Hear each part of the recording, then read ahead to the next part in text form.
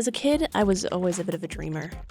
I was born with a love of adventure and had the distinct advantage of growing up in the 1990s, a decade most geeks know to be one of the best decades for superhero cartoons. I loved those cartoons. Superman, X-Men, Teenage Mutant Ninja Turtles, and of course, my favorite of them all, Batman. Oh, how I loved Batman. Between that show and Power Rangers, I had decided at a very early age I wanted to become a professional ninja. Or a mountain climber. Either one. I dreamed of chasing down criminals, finding ancient treasure, fighting the forces of evil, and possibly being chosen for a mystical destiny to save the world. When I got older, though, I started to notice a few things about the heroes I had imagined. For starters, the G-rated cartoon heroes looked a lot different from the ones I was now reading about in the comic books. They were darker, more complicated, and had a way higher chance of dying. The female heroes were especially different. These women of power were wearing a lot less clothes than their male counterparts. They bent into strange, provocative poses, fought crime in high heels, and seemed to be prey to the same superficial, unrealistic standards of beauty that I thought I had left behind in high school. Really, since when do you put on a tube top to fight crime? And why would you wear a skirt when your superpower is flying? It didn't make sense to me. It's questions like these that have brought me to my current quest. To take on the world of comics and take a closer look at the shape of a hero.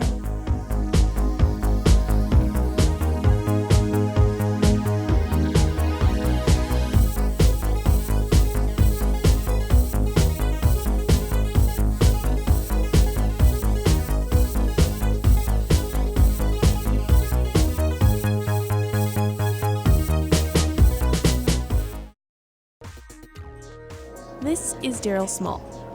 He teaches an art class at a store called Comic Book Addiction. In this week's class, he's teaching his students about drawing the female form.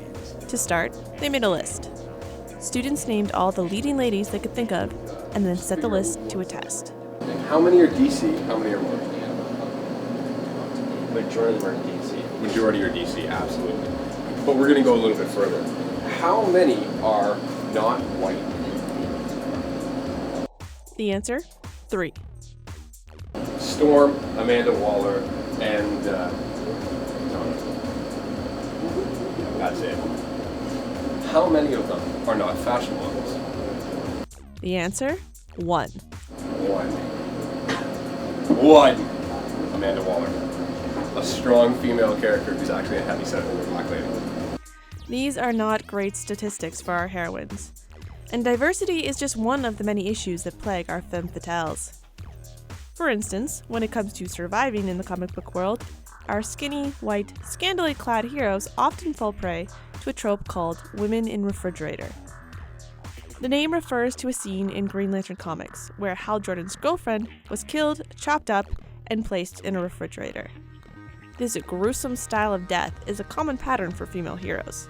So common that a website was started up to document how many of our heroes had been maimed, raped, killed, and depowered over the years.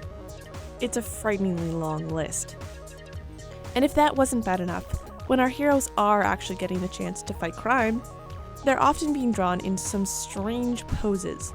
The term brokeback has been coined to describe the inhuman, spine-twisting poses that our female heroes often strike so they can show off their breasts and butt at the same time. In fact, it happens so often that a website called Less Tits and Ass, More Kickin' Ass has been started to give the cover artists a few anatomy lessons. I know this feels like I'm doing a lot of complaining, but you should know. Geeks complain because they care. I care. It's why I'm asking the question, why? Why are we portraying our heroes in such unheroic ways? Like any good scholar, I knew to understand the present, you have to look to the past. So I spoke to Dr. Catherine Carter, a literary professor, who had some great insights on how women have been written about over the years.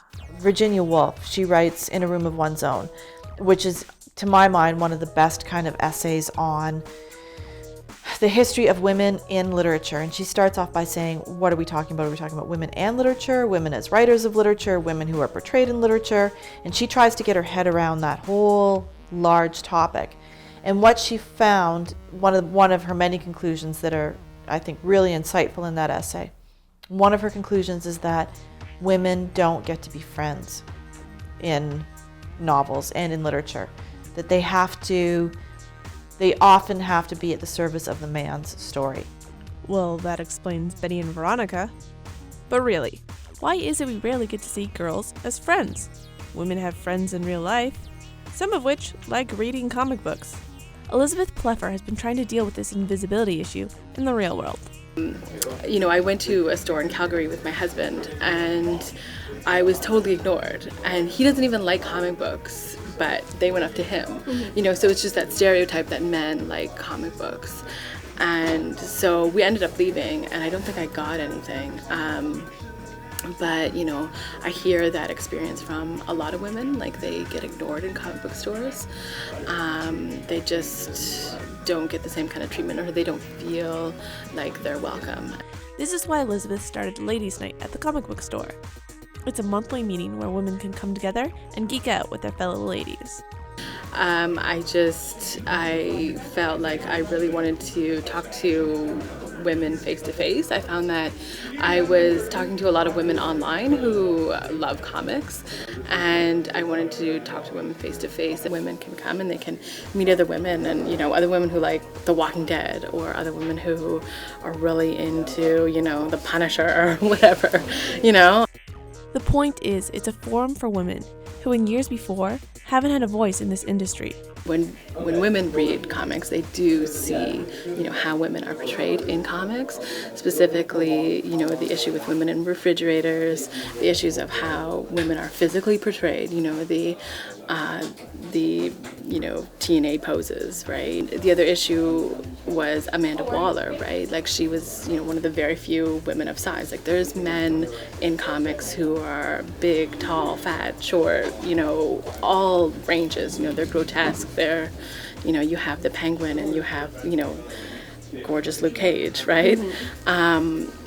So you have this huge range for men, whereas women, you know, you had Amanda Waller, who is, you know, a bigger woman, and in the new 52, she's now a very slender woman, and it's kind of like, you know, woman of size, you know, if you're bigger, you're not allowed. And this takes us back to the original problem. Why do all our heroes have to be attractive? I understand why they have to be muscular. They're fighting the forces of evil. But why do they have to be pretty?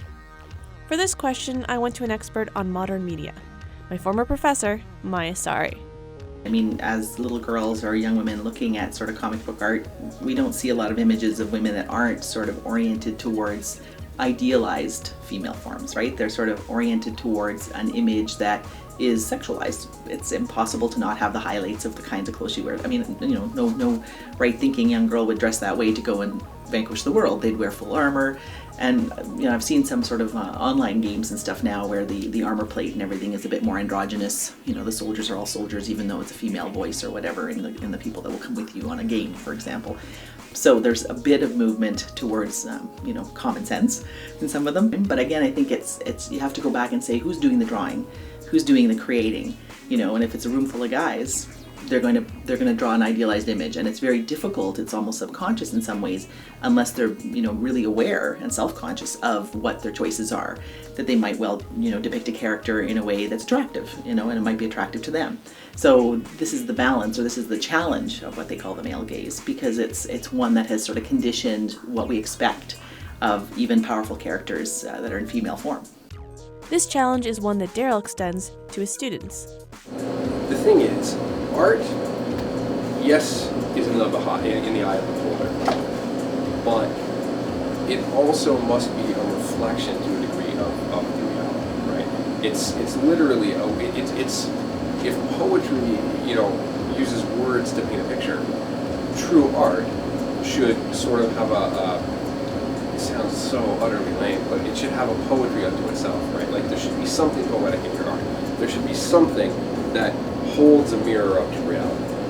When drawing female characters or male characters, you want to be careful about how they're portrayed, especially if you want to sell it to a broader base, because things are opening up now. For the first time ever, women are really, really stepping into the industry, not just as people buying the comics, but making them too. And if that's not proof enough, Dale tells us about a Kickstart project that shows just how motivated fans are. Womanthology. This was such an unbelievable success that it broke records. And it is literally just a whole group of stories and comics, beautifully written and illustrated, all by women for women. And in the end, that's what it comes down to. All the experts say the same thing. The more the industry itself, has more women artists, more women creators, more women producers, you'll start to have a bit more sensitivity to the fact that the artist has a more full conception of what they're trying to achieve in the scene. It's not a matter of equality, it's a matter of different experiences, and that the different experiences need to be highly regarded and well articulated and well imagined. It's about good storytelling.